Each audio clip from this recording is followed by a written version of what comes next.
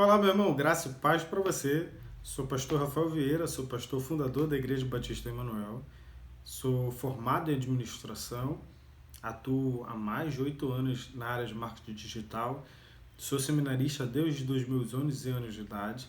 Sou pós-graduado em psicanálise e hoje eu estou dando start aqui uma série de mensagens onde eu irei conversar com você sobre assuntos teológicos, sobre livros apontando para Cristo, sobre temas variados sobre a Bíblia, bibliologia, cristologia, escatologia, enfim, são muitos conteúdos. Então, antes de tudo, eu quero te agradecer por você estar aqui e já pedir para você se inscrever no canal, ative as notificações no sininho e também me acompanhe lá pelas outras mídias, porque lá eu compartilho às vezes cortes de algumas mensagens, alguns insights durante o dia, que não dá para parar e gravar, mas eu compartilho lá no Stories, numa mensagem, no Reels. Então vá lá, se inscreva, acesse o meu site, tem diversos conteúdos lá gratuitos. E esse vídeo que você está assistindo agora já foi lançado lá anteriormente. Para quem é inscrito, a inscrição é gratuita, você não paga nada e você vai conseguir ter acesso ao meu acervo. Hoje nós iremos conversar sobre um dos pontos a respeito da cristologia, que é uma característica equivocada, um dos equívocos sobre o estado de humilhação de Cristo. Quando alguns teólogos apontaram sobre o estado de humilhação de Cristo, eles definiram que o estado de humilhação de Cristo estava relacionado ao fato dele obedecer à lei, viver como homem, ser alguém que passou por provações exteriores ou viveu em uma situação de pobreza. Então hoje nós iremos refutar esses pontos. O fato de ele ter obedecido à lei, passar por provações exteriores, viver como homem e estar em um estado de pobreza. Obedecer à lei não é um ponto válido para definir o estado de humilhação de Cristo, porque Deus foi aquele quem estabeleceu o conjunto de regras que nós definimos como leis para que o homem conseguisse viver de forma harmônica dentro daquilo que ele definiu como seu lar. A primeira regra, se a gente pudesse definir como a primeira lei, foi estabelecida no Éden, quando o próprio Deus falou: de todas as árvores que estão aqui você pode comer, exceto a que está no meio do jardim, porque no dia que você comer dela, você morrerá. Essa aí é uma regra, é uma lei. Ó, isso daqui você não pode fazer, porque se você fizer isso, terá essa consequência. Então você não pode roubar, porque se você roubar, você vai ser preso. Você não pode matar alguém, porque se você mata alguém, você vai ser preso. Em alguns países tem a pena de morte. Então, a primeira regra, estabelecimento para que o homem pudesse viver bem onde está inserido, é estar ali obedecendo a definição que o próprio Deus já tinha configurado lá no Éden. Então, não é uma humilhação. Isso, obedecer à lei, não é uma humilhação. Vir como homem também não é definido como estado de humilhação. Foi o próprio Deus que nos criou, a sua imagem e semelhança. Vir como homem já faz parte do propósito de Deus para que nós pudéssemos alcançar a eternidade estando com Ele, conforme Ele estabeleceu. No Novo Testamento nós percebemos que a Bíblia vai relatar que o Cordeiro ele foi imolado antes da fundação do mundo. Deus, entre os seus atributos, ele tem a onisciência e ele já sabia de tudo o que já aconteceu antes de ter sido criado. Então, Jesus ele se entrega por nós e se entrega tendo que vir como homem antes da criação, ser estartada em Deus. Então, vir como homem não é um estado de humilhação, não configura um estado de humilhação de Cristo. Ser alguém que está debaixo das normalidades humanas e por isso passa por provações exteriores também não configura um estado de humilhação. Passar por provações é natural da nossa natureza caída.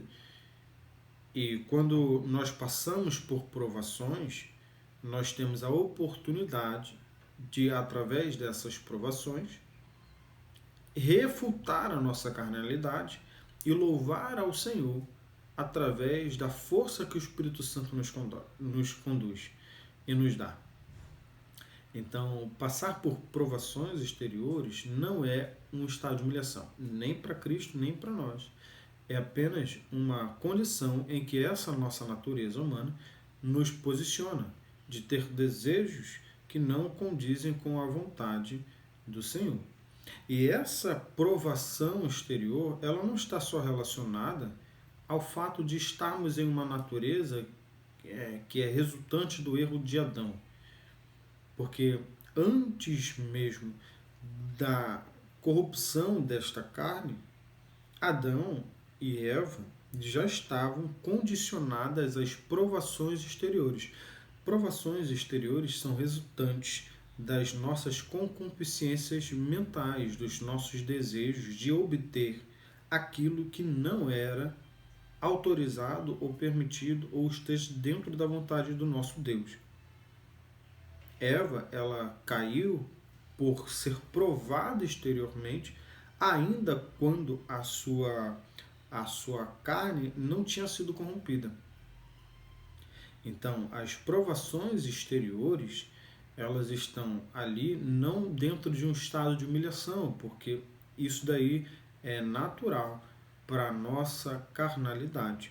Então, quando nós, enquanto seres humanos, e Jesus era humano, 100% humano, ele inevitavelmente ele estaria dentro desse cenário onde que ele teria provações exteriores que nada mais é do que caminhos, desejos, vontades que não condizem com aquilo que o Pai, Adonai, tinha estabelecido. As provações exteriores, elas estão muito além dos nossos desejos imorais, se a gente for botar, como a gente conhece hoje com mais força, como o desejo sexual, o desejo financeiro, essas porfias, as brigas, as provações exteriores também estão relacionadas ao ego da nossa humanidade, de obter conhecimento, de obter poder, de alcançar uma posição de uma forma mais rápida, quando o propósito do nosso Deus requeria que a gente fosse um pouco mais pacífico e suportasse o processo que ele tem para nós. Logo, as provações exteriores não configuram o estado de humilhação de Cristo. A pobreza, ela também não configura, e é um equívoco ao ser definida como um estado de humilhação de Cristo, porque apesar de Deus ser dono do ouro, da prata, e tudo poder fazer, quando Jesus ele precisou, foi inquirido sobre pagar um imposto a César, ele disse a um dos seus apóstolos, vai lá, pega na boca do peixe e paga, a tua é a minha. O estado financeiro de Jesus não era importante para ele. Ele sabia que aquele que o chamou o capacitaria e daria condições para que ele vivesse e fizesse aquilo que ele tinha que fazer. Então, a pobreza não era o problema. Você em nenhum momento vê relatos de Jesus reclamando sobre sua condição financeira. Isso daí é irrelevante para ele. Porque alguém que está condicionado e sendo conduzido para um propósito de eternidade, a pobreza é efêmera diante disso. E a pobreza, ela não é um estado de humilhação para ninguém. Apesar de existir algumas linhas teológicas definindo que a pobreza é fundamental para alguém que se diz ser cristão, e isso você vai ver dentro desse programa, lá na frente, um vídeo específico, a pobreza, ela não configura nem alguém ser santo e nem ser pagão. Então, estar em um estado de pobreza, ela não é uma humilhação, mas também não é uma exaltação. O servo de Cristo não pode ser exaltado por, entre aspas, ser humilde. Hoje nós entendemos que isso não configura humildade, mas ter uma condição financeira inferior a outros, ou demonstrar ter esta condição financeira inferior. A pobreza, ela não é uma condição de humilhação para Cristo, porque Cristo ele tinha todos os recursos necessários para viver e executar o que ele tinha que executar. Então, financeiramente, isso era irrelevante. A gente pode lembrar que existiam mulheres que eram mantenedoras do ministério de Jesus.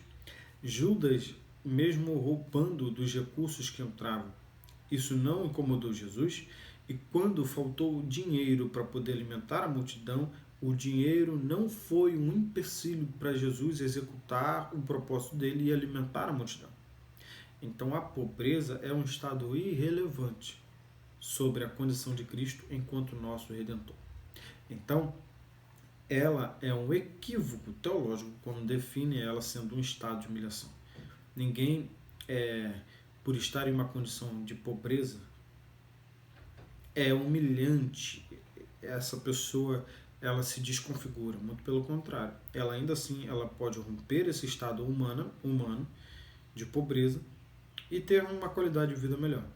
Mesmo nesse estado, ela pode, se ela decidir seguir a vontade do Senhor, ser fundamental, relevante para manifestar o reino de Deus na situação que ela está, no ambiente que ela está, e ver Deus operando nela, através dela, para que o nome do Senhor seja exaltado.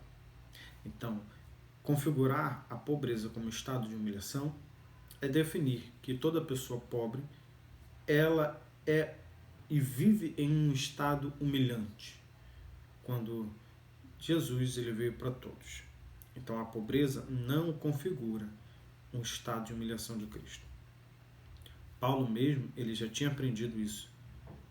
Sei viver tanto não tendo ou tendo tudo o que preciso, mas em todas as coisas, em Cristo, posso todas as coisas. Paulo ele entendeu que riqueza e pobreza não configuravam e não impactavam no propósito divino. Se Paulo entendeu isso, quanto mais a Cristo. Para nós é a mesma coisa. Então, aí está a explicação. Espero que esse conteúdo tenha te abençoado, tenha te edificado e que você possa estar aqui mais vezes para que Deus ele continue te abençoando. Até a próxima, que Deus te abençoe.